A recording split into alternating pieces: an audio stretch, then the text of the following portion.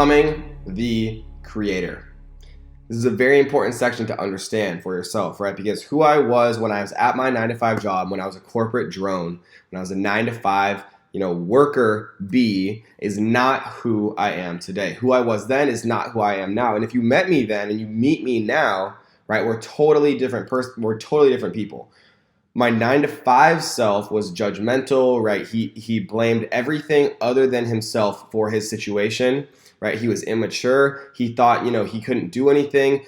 He really made no effort to do anything. And then he expected everything in return, even though he actually made no action himself to get it, right? The people who refuse to change anything about themselves and just want to make more money, they'll never make more money. You can't make a change in how much money you make until you make a change in yourself, because how you are and who you are dictates your impact, and your impact dictates the amount of money that you make, right? And the people who are open to change and improvement, they're always going to be the ones to make the most money, and it's not even close, right? Being outside my comfort zone is my new comfort zone, and for most people, they never want to go there. They resist leaving their comfort zone at all costs, right? We've talked about this, time and time again, and the reason that I'm repeating these things is because I want to try to create it as a habit inside of your brain. The more you hear it and the more you say it out loud and you actually think about it and feel it, the more likely it is to stick and become an actual, neurological pathway in your brain and really become something real,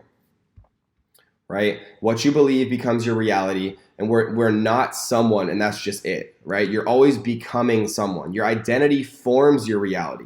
This is who you are, and this is the way things are, right? But without intent, we're just going to experience a random result, right? Because life is always moving. You can't live the life you desire without being intentional, right? Having intent. Otherwise, you're just a pinball in the pinball machine of life, right? If you're not intentional about who you become, who you're becoming, what your life becomes, right? All you are is just a pinball, endlessly just bouncing around, kind of letting life dictate what your next move is, right? And that's just not where you want to be. And so the real question you should be asking yourself always is, who am I becoming, right? Not who am I now?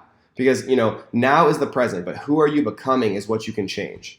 And if you ask the question, who am I? And you look at your current situation right now, and it's not very good, then that belief confirms that reality, right? You need to change your belief. And instead of saying, who am I?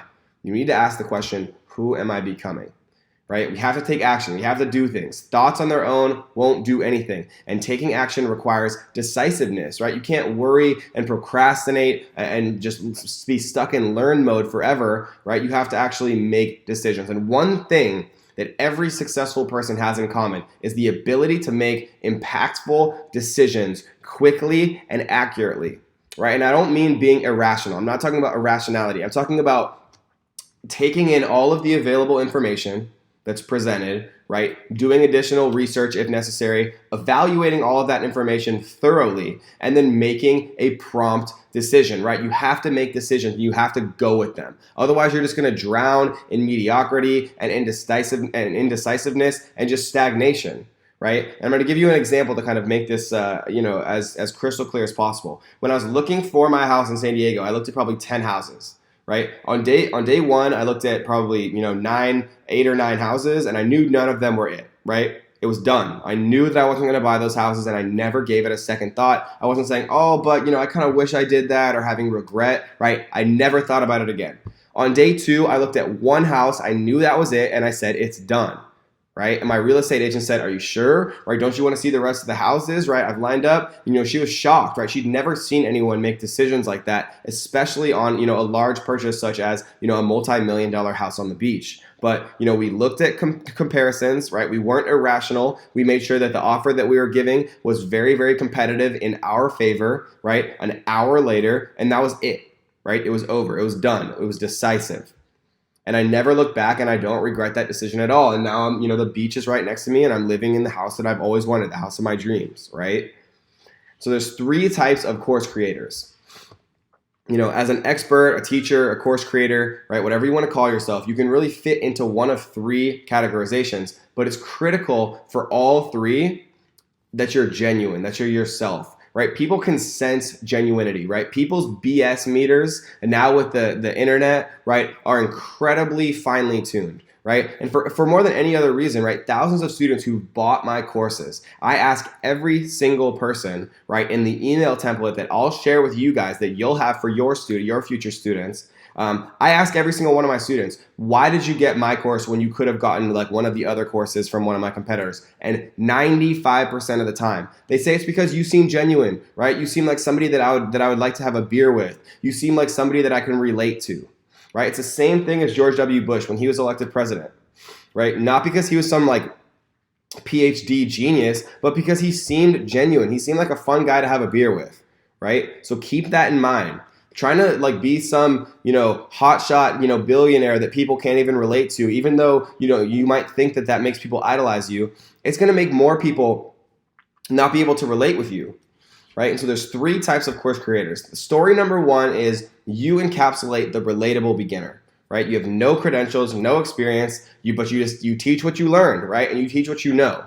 You don't make any crazy claims about being $1 million seller or, having dated Beyonce or anything like that. You don't make any crazy claims about your students if you don't have them. All you do is simply teach what you know and what you've learned yourself, right? You don't have to like come out and say, hey, I'm a relatable beginner, or like, hey, I have no experience. All you do is just teach what you know, right? And you genuinely try to make an impact, and you genuinely try to help people. You don't make any crazy claims that aren't true. And this is a great way to start building your audience until you transition into one of the 2 following stories, right? Because people say all the time, but Kevin, I'm not an expert at anything. The truth is, all experts at one time started out as a non-expert, right? An expert itself is such a subjective word. It means something different to everyone.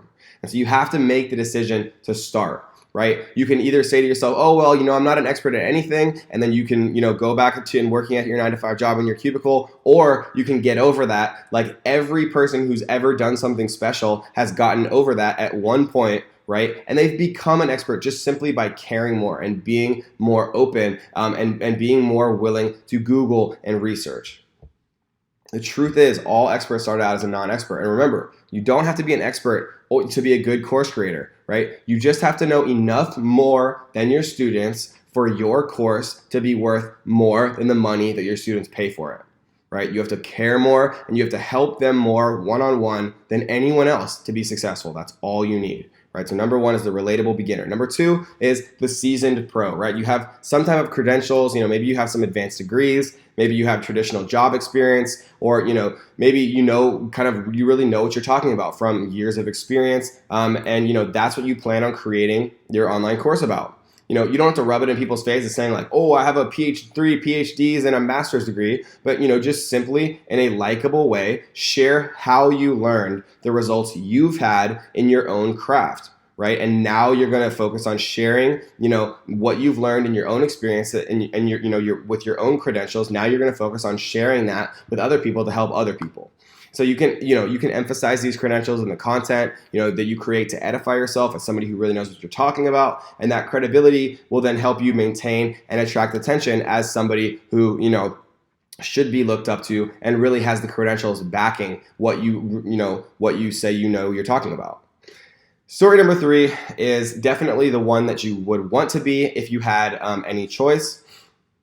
The results getter, right? No traditional credentials necessary, no traditional experience, but you've either helped yourself or your students with their course topic. And in reality, getting results is all anybody ever really cares about. So no matter what you do, whether you're just getting started, you've been at it a while, if you can position yourself as the results getter for other people, right? When you can add a massive amount of value to your students and you just simply get people results, then it doesn't matter if you're, brand new or you don't have all the credentials in the world. Because when your messages cause polarity, it attracts attention and people are going to pay for that, right? Neutrality is boring. You have to have an opinion, and rarely is money made or real change created when you just stay neutral, right? And when you just get people results and you're okay showing that, right? That's polar, right? People aren't used to you, flaunting your students' success. And it's okay to flaunt your students' success. I wouldn't say go and flaunt your own success, right? But flaunt your students' success. And it's okay to, in the right way to show your own success and your own results as well. But being polar is what attracts raving fans, right? And people are going to follow you and they're going to pay for your advice. Think about how polar Gary Vee is. Because there's an old saying that goes like this. They don't know how much you know until they know how much you care. And if your audience thinks that you're just in this to make money, right, your vehicle for change is not going to last long. I can promise you that. But if you truly believe in your message, right, and it's useful and valuable to your clients, then you're going to have, a moral obligation to try and serve them in every way possible. And that's why I'm so aggressive in my marketing, because, I know that if I can get people's attention, I actually can create results in their lives. There's another saying that I love that says, if you haven't offended somebody by noon, then you're not marketing hard enough. And you need to learn to have thick skin, especially as you start to grow, right? You're going to naturally get people who aren't, who are jealous of you, who are, quote unquote haters, right? But that's okay, because it means you're doing something right. And I'm personally, I hate when I have to deal with that, right? I just like to do my own thing and help people. And it's mind boggling to me that me trying to help people, right, creates so much hate and disdain and jealousy from these other people watching me do it. But it's just part of the process, right? And it's okay, and it's good for you when you actually start to get people, when you start to get your first haters, right? Because it means that you're doing something right. So to recap, right, you can be one of three things: the relatable beginner who doesn't make any claims, who just simply teaches and teaches what he knows and tries to add value. Number two is the seasoned pro, right? You have some traditional credentials. Maybe you have a degree, a PhD. Maybe you worked 10 years as a financial analyst and now you're teaching what you learned. And then number three, which is the best place to be, which is simply the results getter, right? You just flat out get your students results. You flat out gotten your results yourself, right? You don't need any traditional credentials, no traditional experiences. You're just literally a hustler that gets things done. And so I hope you guys enjoyed this one, and we'll see you on the next.